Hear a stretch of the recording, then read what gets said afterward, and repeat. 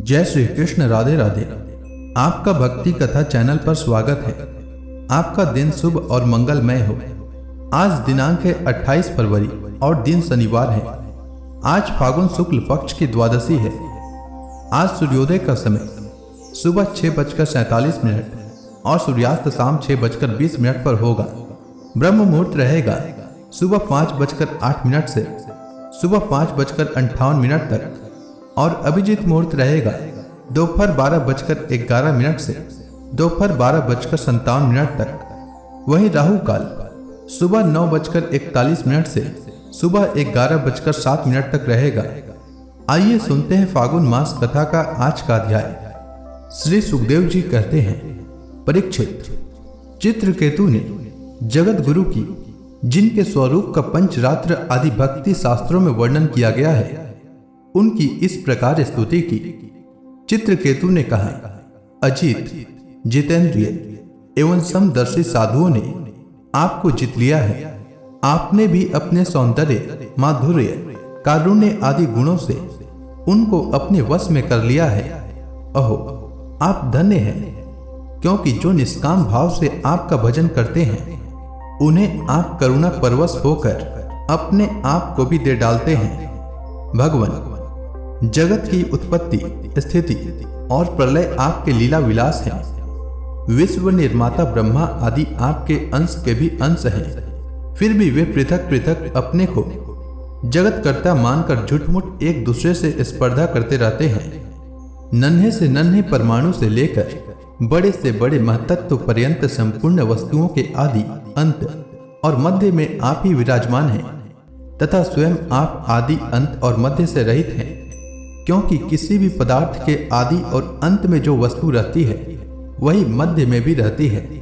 यह ब्रह्मांड कोश, जो पृथ्वी आदि 1 से 1 10 गुने 7 आवरणों से घिरा हुआ है, अपने ही समान दूसरे करोड़ों ब्रह्मांडों के सहित आप में एक परमाणु के समान घूमता रहता है, और फिर भी उसे आपकी सीमा का पता नहीं है। इसलिए आप अनंत हैं। जो नर पशु केवल विषय भोग ही चाहते हैं, वे आपका भजन न करके आपकी विभूति स्वरूप इंद्रादि देवताओं की उपासना करते हैं। प्रभु, जैसे राजकुल का नाश होने के पश्चात उसके अनुयायियों की जीविका भी जाती रहती है, वैसे ही क्षुद्र उपास्य देवों का नाश होने पर उनके दिए हुए भोग भी नष्ट हो जाते हैं। परमात्मा, आप ज्ञान स्वरूप और निर्गुण हैं, इसलिए आपके प्रति की हुई सकाम भावना भी अन्य ने कर्मों के समान जन्म मृत्यु रूप फल देने वाली नहीं होती। जैसे भुने हुए बीजों से अंकुर नहीं उगते, क्योंकि जीव को जो सुख दुख आदि द्वंद्व प्राप्त होते हैं, वे सत्वादी गुणों से ही होते हैं, निर्गुण से नहीं। हे अजित, जिस समय आपने विशुद्ध भागवत धर्म का उपदेश किया था, उसी समय आपने सबको जीत लिया, क्योंकि अपने पास कुछ भी संग्रह परिग्रह न रखने वाले, किसी भी वस्तु में अहमता ममता न करने वाले आत्माराम सनकादि परमर्षि भी परम साम्य और मोक्ष प्राप्त करने के लिए उसी भागवत धर्म का आश्रय लेते हैं। वह भागवत धर्म इतना शुद्ध है कि उसमें सकाम धर्मों के समान मनुष्यों की वह विषम बुद्धि नहीं होती कि यह मैं हूं, यह मेरा है, यह तू है और यह तेरा है। इसके विपरीत जिस धर्म के मूल में ही विषमता का बीज बो दिया जाता है, वह तो अशुद्ध, नाशवान और अधर्म बहुल होता है। सकाम धर्म अपना और दूसरे का भी अहित करने वाला है। उससे अपना या पराया किसी का कोई भी प्रयोजन और हित सिद्ध नहीं होता। प्रत्युत सकाम धर्म से जब अनुष्ठान करने वाले का चित्त दुखता है, तब आप रुष्ट होते हैं, और जब दूसरे का चित्त दुखता है, तब वह धर्म नहीं रहता, अधर्म हो जाता है। भगवान, आपने जिस दृष्टि से भागवत धर्म का निरूपण किया है, वह कभी परमार्थ से विचलित नहीं होती। इसलिए जो संत पुरुष चर अचर समस्त प्राणियों में समदृष्टि रखते हैं, वे ही उसका सेवन करते हैं।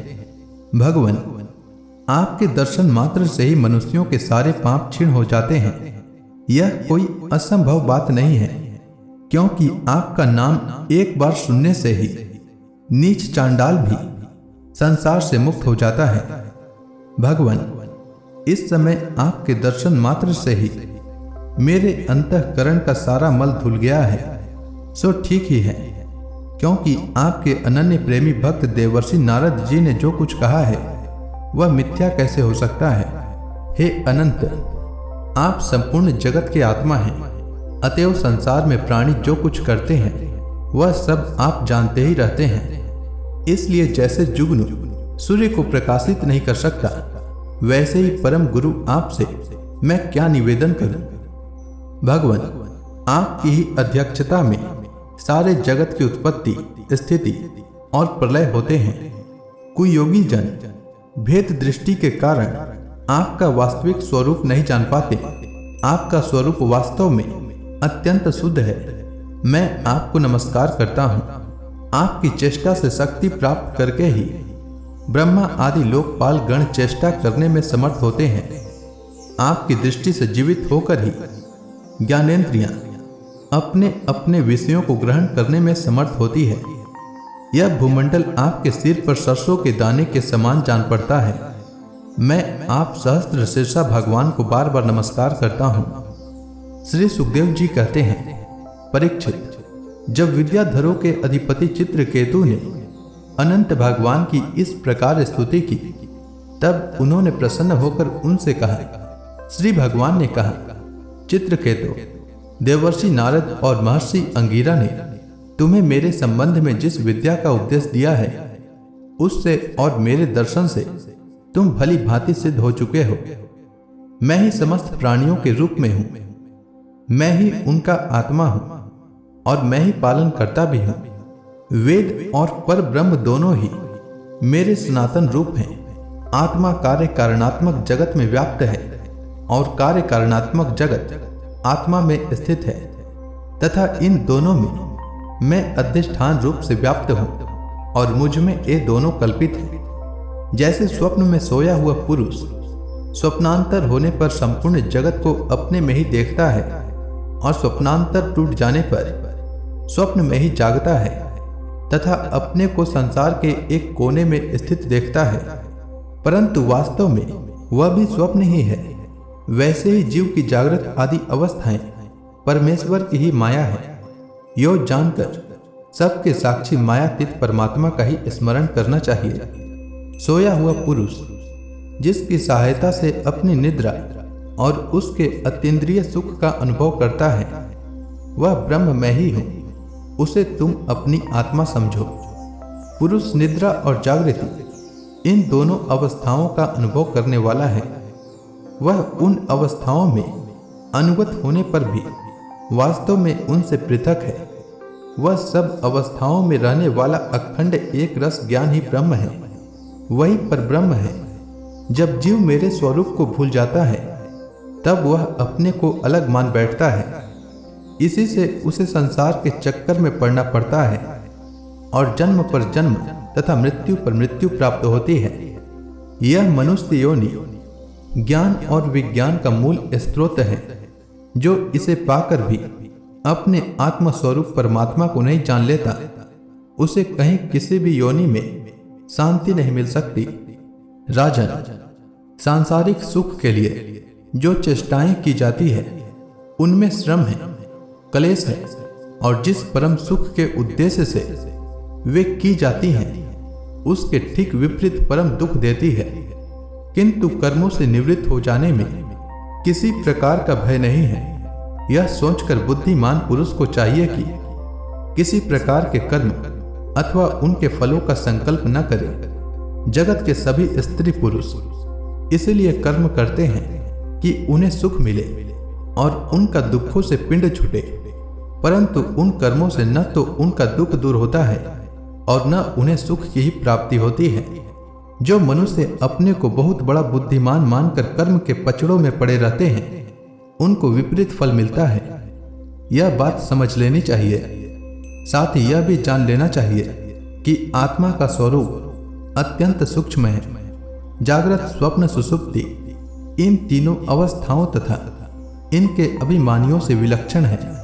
यह जानकर इस लोक में देखे और परलोक के सुने हुए विषय भोगों से विवेक बुद्धि के द्वारा अपना पिंड छुड़ा ले और ज्ञान तथा विज्ञान में ही संतुष्ट रहकर मेरा भक्त हो जाए।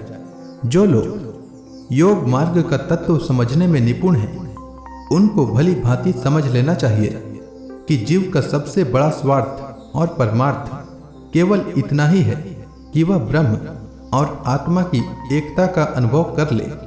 राजन, यदि तुम मेरे इस उपदेश को सावधान होकर श्रद्धा भाव से धारण करोगे तो ज्ञान एवं विज्ञान से संपन्न होकर शीघ्र ही सिद्ध हो जाओगे। श्री सुखदेव जी कहते हैं, राजन, जगत गुरु विश्वात्मा भगवान श्री हरि चित्रकेतु को इस प्रकार समझा बुझाकर उनके सामने ही वहां से अंतर्धान हो गए। तो प्रेम से बोलिए विष्णु भगवान की जय, समस्त देवी देवताओं की जय। इसके आगे की कथा मैं कल के अध्याय में सुनाऊंगा। तब तक के लिए भगवान श्री हरि विष्णु का नाम जपते रहें।